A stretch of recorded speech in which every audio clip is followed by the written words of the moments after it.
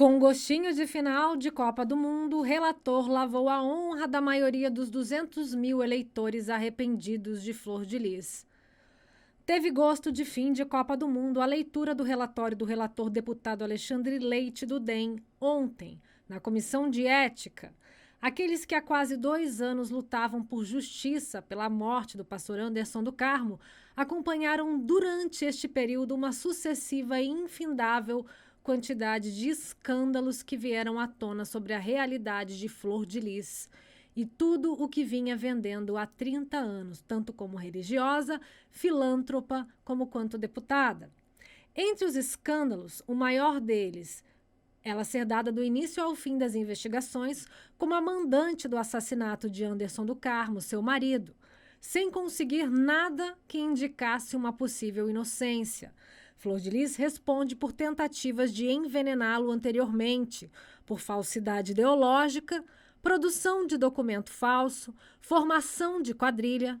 Todos esses tópicos citados são crimes pelos quais ela responde. Foi acusada pela Polícia Civil e pelo Ministério Público e levada a júri popular pela juíza da Terceira Vara Criminal de Niterói, Neares dos Santos Carvalho Arce. Uma juíza, por sinal, idônea, precisa, atenta, ética, que ganhou notoriedade pela forma correta de aplicar a lei, não arbitrária ou populista. O público ficou chocado foi com o descaso, com a falta de respeito, de decoro de Flor de Lis e de seus advogados na época, no trato com a magistrada nas audiências de instrução do caso. Todos os depoimentos e matérias estão aqui neste canal, em uma playlist chamada Documental Flor de Lis. Dr. Hollenberg, o advogado que sempre apareceu frente aos holofotes com Flor de Lis, tinha uma postura diferente com a juíza. Não era a mesma que ele teve com desembargadores e com o relator na Câmara. Atrasos, deboches, provocações de nível fundamental foram uma constante durante o processo. Mesmo assim, e obviamente, a ética juíza manteve sua postura e coerência diante do que deferia ou não relacionado ao caso e relevou todo esse comportamento desrespeitoso à opinião do público. Mas o comportamento, sem dúvida, foi fator determinante para que fizesse com que Flor de Lis perdesse todo o apoio popular que ainda poderia ter. Não foi uma performance positiva. O advogado dizia: Flor de Lis é inocente, vamos provar, ela é vítima de mentiras. Como continuam a dizer até hoje, defesa pífia que por vezes parecia mais condená-la do que estar lutando pela sua absolvição. Basta assistir os depoimentos narrados aqui neste canal, que tudo isso salta aos olhos. Flor de Lis nunca cessou de fazer aparições públicas através das redes, que a complicavam ainda mais, tanto do ponto de vista legal, quanto em relação ao apelo popular, que só perdia. A cantora ameaçou testemunhas, jornalistas, youtubers, tudo publicamente, e não foi uma única vez. Isso tudo com a máquina pública em mãos, o que deixava todos nós reticentes. Afinal, um parlamentar pode ter acesso a dados que nós, meros mortais, não temos, especialmente depois que uma bomba fora lançada no quintal da testemunha mais importante do caso, Regiane Rabelo. Flor de Lis e seus advogados dizem que isso é mentira, mesmo com perícia, polícia, mesmo constando nos autos com imagens. Tudo para eles é mentira. Os delegados, a juíza, o MP, os jornais, a mídia é sensacionalista. Não é o seu caso que é bizarro, é a mídia que é sensacionalista. Não é ela que não se preserva publicamente, é a mídia que a persegue, coitadinha. Mas não fiz não, lindona, e você vai ter que mostrar filmagem minha. O meu rosto, a minha voz, Elzinha, bem clarinha na filmagem em casa de swing. Ok, Carlinha? Você vai ter que ter uma filmagem, tá bom, meu amor? Se eu fosse você, começava a ir na Barra agora, na casa de swing, procurar essa filmagem agora. Porque se você não tiver nenhum videozinho meu...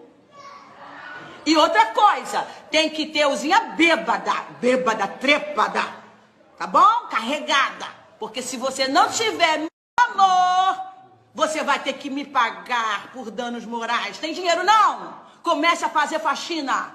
Tem dinheiro não? Vende tudo que você tem na sua casa. Tem dinheiro não? Vai ter que me pagar por danos morais. Eles dizem ser mentira tudo, mas quando a pessoa é a própria mentira e não se arrepende de nada do que fez, ética e moral nem entram em questão de exigência. Isto nunca houve. Flor de Lis deu várias versões para o assassinato do marido, todas vagas, fracas, inconclusivas e inexpressivas. E não percebia o quanto se afundava. Contava com a memória curta do público, que nesse caso não aconteceu, não rolou. Não deu certo porque o público acompanhou sua história dia após dia, devido à complexidade e à quantidade de escândalos e trapalhadas da cantora. E cada vez, em cada nova tentativa de subestimar o público, mais indignação recebia. E isso só aumentou sua desaprovação e repúdio popular. A favor de Flor de Lis, meia dúzia de gatos pingados. Seu número de seguidores é a única coisa que restou do sucesso que um dia teve. Mas nem os comentários ela pode liberar no Instagram. Tamanha reprovação popular. Cada comentário em seu perfil é sob aprovação.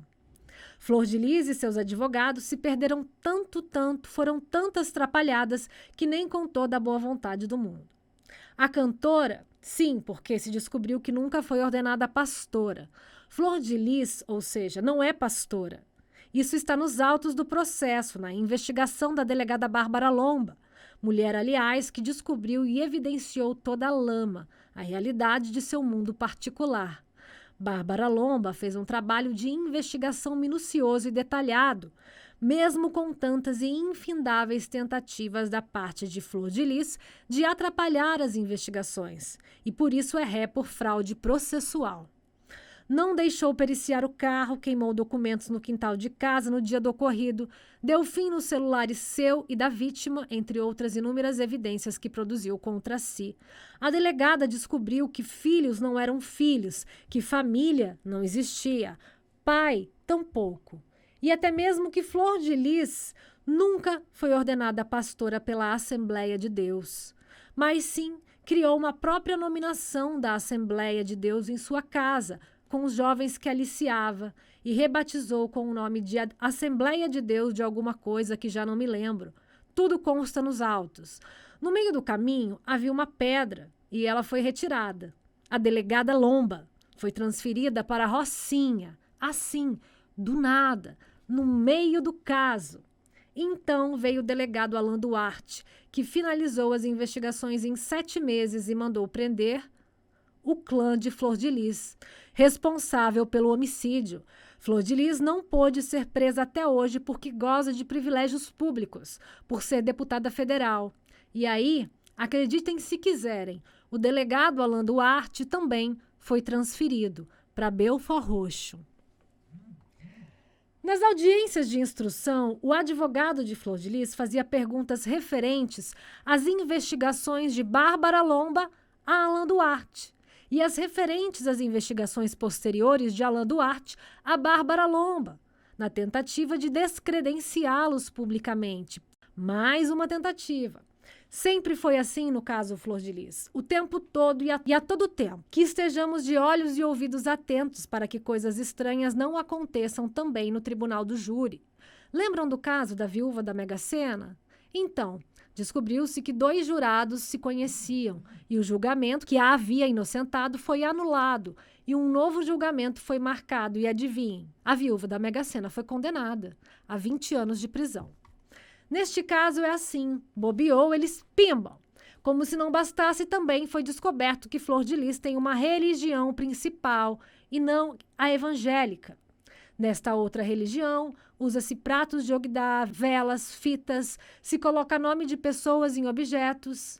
Existia na casa em que hoje vive a deputada um quarto de oração, e neste quarto de oração Flor de Lis exercitava sua verdadeira fé e dizia que era um anjo caído do 7º céu e que tudo sabia pois seu pai espiritual lhe contava. Após a morte do pastor, Flor de Lis colocou tudo em uma mala e pediu que seu filho Carlos Ubiraci guardasse.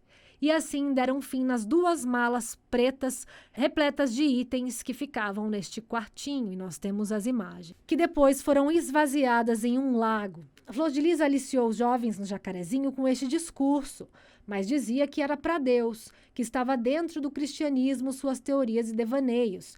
Tudo isso como ouvimos em alguns depoimentos, como o de Misael, por exemplo. De Marilene, que morou com Flor de Lis e seu bando no Irajá. Marilene disse a este canal de informação que Anderson chamava Flor de Lis de mãe nessa época e que não tinha um relacionamento amoroso. E nem sabe como isso possa ter iniciado, pois não fazia muito sentido enquanto viveu com eles. Que Anderson era uma espécie de cuidador de Flor de Lis.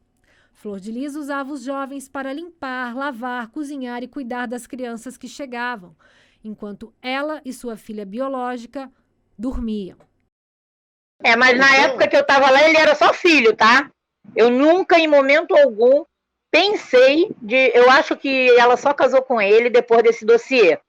Eu acho que ela ficou com medo do dossiê queimá-la de alguma forma e casou, que foi uma coisa muito simultânea, né? O dossiê foi início de 97 e eles acho que casaram em 98. Até 97 eles não estavam casados, e enquanto eu estive lá, eles só chamavam ela de mãe.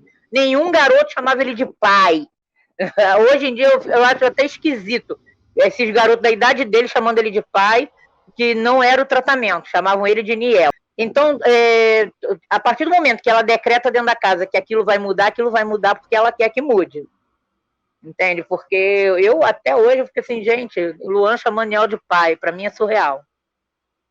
Ao que se sabe, Flor de Lis, que diz que sempre lavou roupas, nunca lavou.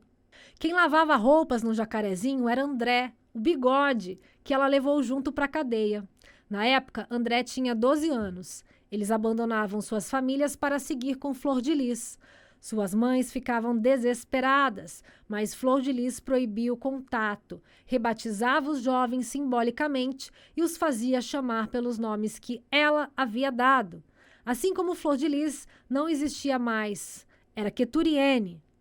Wagner Pimenta devia ser chamado de Misael, Alexander de Luan, Anderson do Carmo de Niel. Sua filha Simone também foi rebatizada e até hoje é chamada por muitos de Hebreia. E não é só isso. Traremos outra reportagem posteriormente onde desmembraremos tudo isso e explicaremos melhor essa questão dos 55 filhos de Flor de Lis, que também nunca existiu. Flor de Lis fez o que pôde para tentar incriminar o filho adotivo Lucas, que completou 18 anos 4 dias antes do ocorrido com do Carmo. Lucas foi preso pois acompanhou o irmão Flávio, filho biológico de Flor de Lis, a seu pedido, para comprar uma arma que foi utilizada no crime. Mesmo não ficando claro se Lucas sabia para que seria a arma, até porque Flávio lhe havia dito que era para ostentar e também para dar um susto na ex-mulher e em seu atual companheiro. A ex-mulher tirou a queixa de agressão doméstica que havia sofrido de Flávio previamente. Luan, o Alexander, filho de Flor de Lis, que não é filho, nunca foi adotado, a ele foi oferecido passagens para os Estados Unidos, a ele e a sua família, algo que ele sempre quis, mas que só aconteceu após o crime. Luan recusou e depôs contra Flor de Lis. Dos seus filhos, que não vivem mais com ela, nenhum deles depuseram a favor de Flor de Lis, e todos relataram ser teatro puro o que viam em Flor de Lis, tanto em casa quanto no velório de Anderson do Carmo.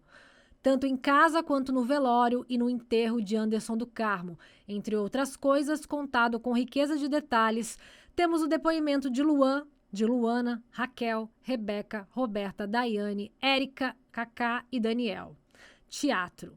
Flor de Lis, ao que se sabe, estava mais preocupada em ligar e estreitar relacionamentos políticos e ir ao salão fazer as unhas. Tamanha tristeza sentia.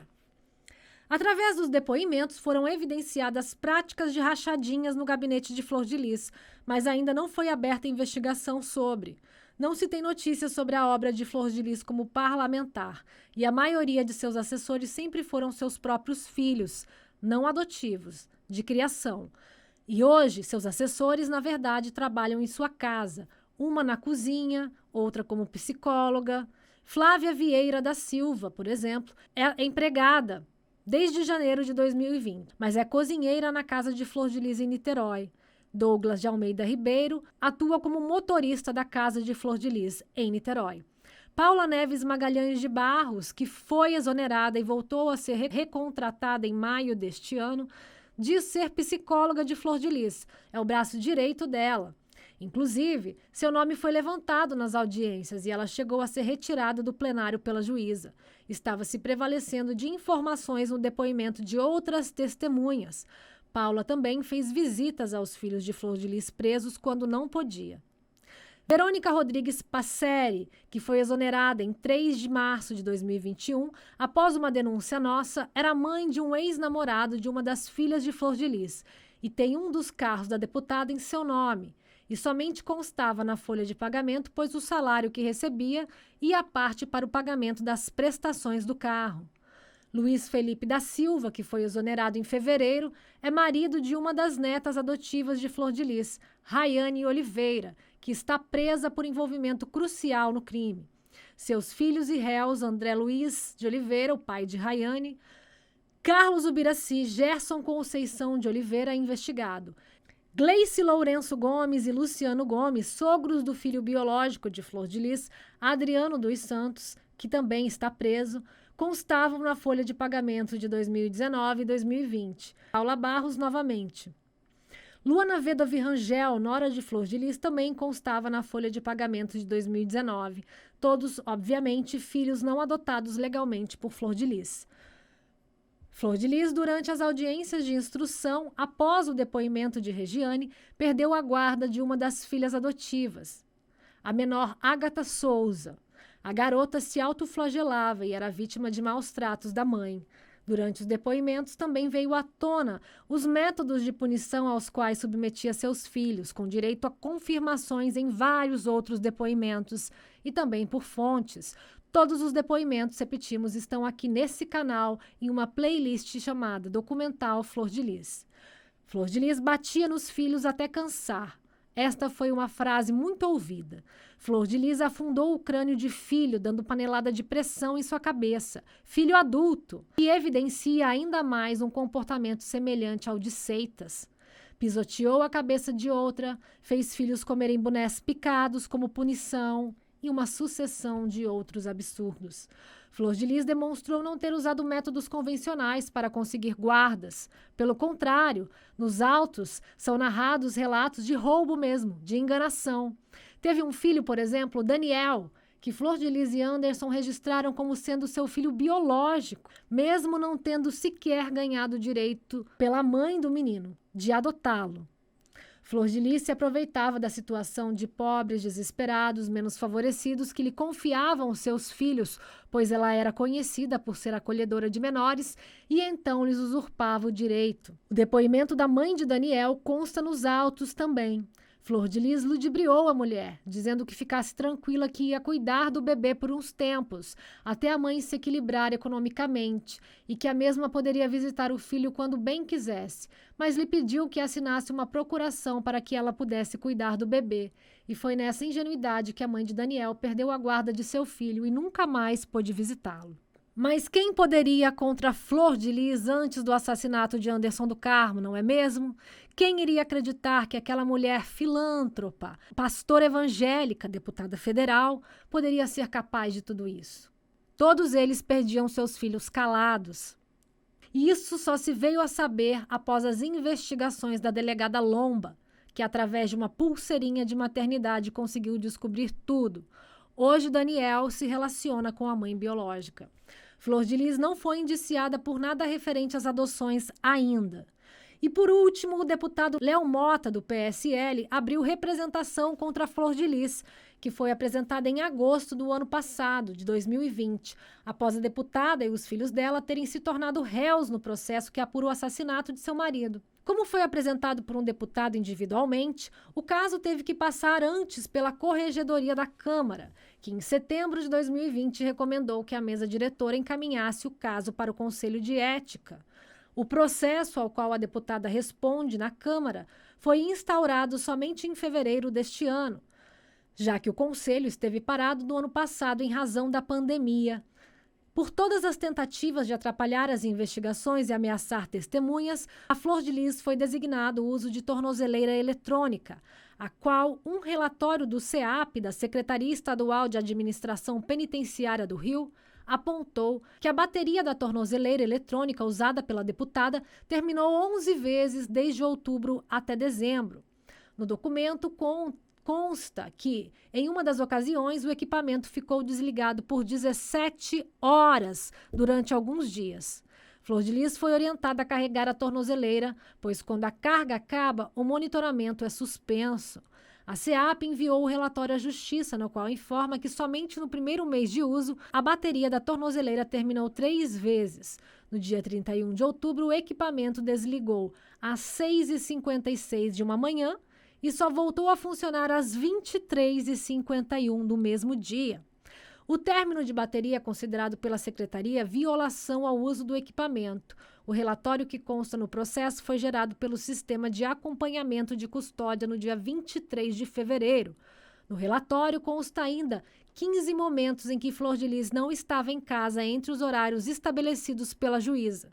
Em 14 deles, a deputada estava em deslocamento para Brasília. A parlamentar começou a usar o equipamento de monitoramento no dia 8 de outubro de 2020, após uma determinação da juíza Neares dos Santos Carvalho Arce, da Terceira Vara Criminal de Niterói. Na decisão da Justiça, também impõe um recolhimento domiciliar noturno da parlamentar. A juíza destacou ainda a dificuldade de localizar a deputada federal na Câmara dos Deputados. Flor de Lis perdeu seu eleitorado, suas igrejas e parte de seus filhos, fora os que arrastou à prisão. E a única justificativa pública que deu até hoje foi: tudo isto é calúnia, são inverdades, Deus irá me honrar, vou provar minha inocência. E desde então já deu inúmeras versões contraditórias para o crime. A última delas foi na Comissão de Ética, fator decisivo para que a ré ficasse livre da imunidade parlamentar e ser então recolhida a uma unidade prisional, assim como seus filhos, para aguardar seu julgamento. Flor de Lis, no início do processo, disse que sua filha Simone havia sido a mandante do crime e que ela havia confessado, o que nunca aconteceu. Simone apenas disse que deu um dinheiro a Marzi, uma outra irmã que chegou a casa aos 25 anos, porque não aguentava mais Anderson. E todas as vezes que foi questionada, tanto pela juíza quanto pelo relator, sobre o que Marzi teria feito, ela sempre disse: não sei de nada, não sei o que aconteceu. Só dei o dinheiro para ela. Em seu último depoimento na Comissão de Ética, Flor de Lis mudou mais uma vez a versão do crime, dizendo que tudo o que havia sido organizado por seus filhos, com o mando de Simone, sua filha predileta, para incriminá-la. Aí, de repente, no mesmo dia e hora, começa a insinuar que o filho Misael estivesse ligado ao crime mais uma vez. Misael denunciou Flor de Lis e disse tudo o que sabia imediatamente à polícia após o crime. Deixou seu celular à disposição, computadores e tudo que pudesse ajudar nas investigações. Talvez pudesse ser visto minimamente atrelado ao bando. O que causou a fúria de Flor de Lis e as tentativas incessantes dela de incriminar a ele e aos demais filhos que se opuseram a ela. Lucas, apesar de estar acautelado, não foi acusado pelo Ministério Público pelo segundo inquérito, homicídio, formação de quadrilha, nada disso. Ele apenas é indiciado por acompanhar o irmão, autor dos disparos na compra da arma. Então, neste seu último depoimento ao relator Alexandre Leite, na Comissão de Ética, Flor de Lis deu esta versão, de que os filhos agiram deste modo para incriminá-la, e em seguida partiu a tentativa de incriminar Misael, mas se deparou com um relator atento, preparado, estudioso, bem embasado. Advogado de formação, Alexandre Leite lhe disse: olha só, a senhora disse que o crime foi cometido por seus filhos, com o mando de Simone. Agora a senhora está falando de Misael. Não consigo entender as correlações. Então a senhora está dizendo que Misael e Simone estão envolvidos no crime para incriminá-la? Perdida diante do blefe, imediatamente Flor de Lis parou de falar. Sim, porque mesmo acusando a filha amada, ela ainda estava dando um jeito de inculpar só Misael. Mas aí o relator lembrou coerentemente da versão que ela mesma havia apresentado 30 segundos antes. E a deputada se calou vendo o blefe apontado pelo relator.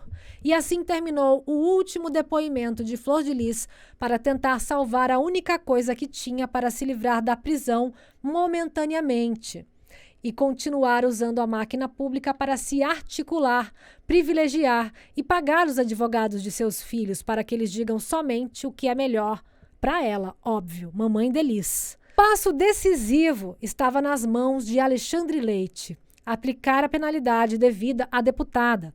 O relator, em suas inúmeras buscas e pesquisas, deve ter se atentado ao trabalho da Rede Rio, imparcial, com base nos autos do processo, e que tudo o que diz pode provar. E que, mesmo diante da imparcialidade, não consegue deixar de se indignar com todos os escândalos que vieram à tona do caso comandado por Flor de Lis. E em uma live no canal com outros comunicadores, o grupo do Sexteto, onde se criticava a lentidão da Câmara em relação ao processo da deputada, entre os inúmeros participantes do chat, esta jornalista percebeu um comentário que justificava a Câmara como um todo. Então, percebeu-se que poderia se tratar do relator, Alexandre Leite, o que foi confirmado. Quando confirmado, perguntamos se o relator não gostaria de dar a versão da Câmara para tanto atraso, entre outras dúvidas relacionadas a esta parte do processo de Flor de Lis, que o público tanto clamava, e ele bem o fez.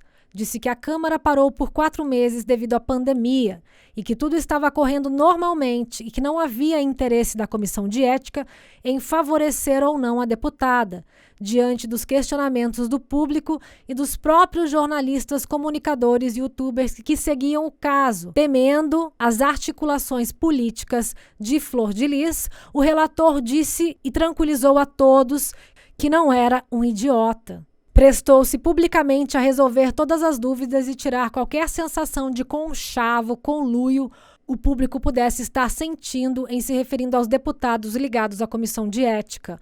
Um homem público tem mais que obrigação de esclarecer as dúvidas dos eleitores arrependidos e dos brasileiros indignados com a sucessão de escândalos envolvendo o caso Flor de Lis. Mas, no dia seguinte, doutora Janira Rocha, nova advogada de Flor de Lis, protocolou um reclame querendo anular todo o processo devido à participação do relator na live. Provavelmente não tendo compromisso com o povo e nunca se prestado a vir aqui responder os questionamentos do público ao vivo, mas sim pedindo por entrevista gravada e com perguntas enviadas de antemão, como fez nas outras emissoras, não concebeu a lisura, transparência e humildade do nobre relator. O presidente Paulo Aze lhe escutou, mas não deixou brechas para insinuações levianas. Nós aqui sempre deixamos o espaço aberto, mas tem que ser ao vivo. Ninguém aqui é bobo de lidar com Flor de Lis no gravado. Mas, deste modo, não foi interessante para eles. Não obstante, a advogada de Flor de Lis acusou a Rede Rio de agir a mando da Igreja Universal do Reino de Deus, em conjunto com outros deputados, sem explicar ou embasar sua teoria. Nós até agora não entendemos se foi uma alucinação, se foi malandragem, tipo, para ver se o burburinho se espalha, vai que cola, né? Elvis e Michael Jackson morreram mesmo? Enfim. Diante de tudo isso, o destino de Flor de Lis estava nas mãos de Alexandre Leite. Sim, pois o mais difícil seria a decisão do relator. O resto é uma consequência. As quase 4.000 pessoas presentes na live, no total de 25.000 pessoas que passaram por ela em algum momento, acompanhavam as palavras do relator como se fosse uma final de Copa do Mundo. A transmissão está aqui no canal, basta assistir com a reprodução do chat aberta para entender o clima que foi. E então, Alexandre Leite, após um discurso do novo advogado de Flor de Lis, melhores que os anteriores na narrativa, mas o que parece perdido também com dizeres incompreensíveis como: a única prova que se tem são os depoimentos dos 2 delegados. Vamos anular o processo criminal, no caso o da juíza, e emendou com o mantra da defesa de Flor de Lis. Ela é inocente, não existe provas contra ela, não houve quebra de decoro e nós iremos provar. Bom, Nós estamos aqui há meses com a maior boa vontade do mundo, aguardando esse momento em que Flor de Lis irá desfazer o processo com 24.000 páginas, com provas, depoimentos, investigações, perícia. Afinal, seguimos o caso passo a passo. Enfim, bobagem, imagina, 24.000 folhas de bobagens contra a pobre não pastora injustiçada e perseguida pela mídia sensacionalista. Contudo, o relator deu parecer favorável à cassação, obviamente, de Flor de Lis. Mas devido a uma sessão que ocorreu ontem na Câmara, os demais membros da comissão não puderam votar e ficou para a semana que vem. Mais tempo para Flor de Lis sempre. Mas Alexandre Leite apresentou um longo e bem amarrado relatório. A parte mais difícil foi feita. Dificilmente existirão chances a Flor de Lis. Afinal, as coisas são como são. O relatório é preciso e é muito difícil que alguém queira atrelar sua imagem a de alguém como Flor de Lis. Flor de Lis pode recorrer ao CCJ, Comissão de Constituição e Justiça, que tem à frente a deputada Bia Kicis, do PSL, o mesmo que entrou com representação contra Flor de Lis, e tem 5 dias para a resposta. Após a aprovação do Conselho, o caso é enviado para votação aberta em plenário e tem até 30 dias úteis para ser finalizado, precisando de 257 votos de 513 para que Flor de Lis responda pelos seus crimes em regime fechado. Sem o dinheiro público e o poder de articulação política, o caso pode trazer à tona mais e mais escândalos. Sem a promessa de liberdade, seus filhos que são réus e confiam em sua palavra podem começar a falar. A deputada, após o resultado, publicou em seu Instagram o seguinte texto: há muito tempo que meu caso passou a ser uma espetacularização midiática. O linchamento público que eu e minha família estamos passando não se deve ao interesse de elucidar a morte do meu marido, mas o de cumprir o papel de entretenimento sensacionalista na busca pela audiência. Deputada Flor de Lis e sua defesa. Mal sabem vocês que seu caso hoje, ao menos para nós que seguimos o seu caso, serve apenas como compromisso estabelecido pela cobrança a nós do público que acompanha o seu caso, na maioria deles eleitores arrependidos, daqueles tantos mil que a elegeram como a mulher mais bem votada do estado do Rio de Janeiro e que hoje nutrem por Vossa Senhoria e que hoje nutrem pela senhora um profundo desprezo. Com o compromisso de informá-los até o fim na busca pela verdade, aqui estamos, uma vez que o retorno financeiro de pautas envolvendo seu nome Flor de Lis, neste canal hoje, é irrelevante.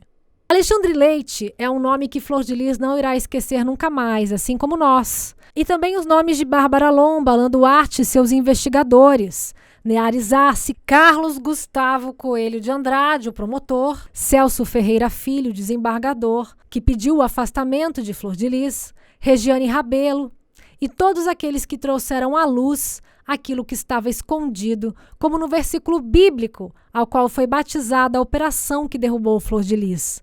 Para os que creem, para os eleitores de Flor de Lis, ela brincou com Deus e a operação Lucas 12 foi batizada assim como sinal da resposta divina, do versículo que diz: conhecereis a verdade e a verdade vos libertará. Não há nada oculto que não venha a ser revelado.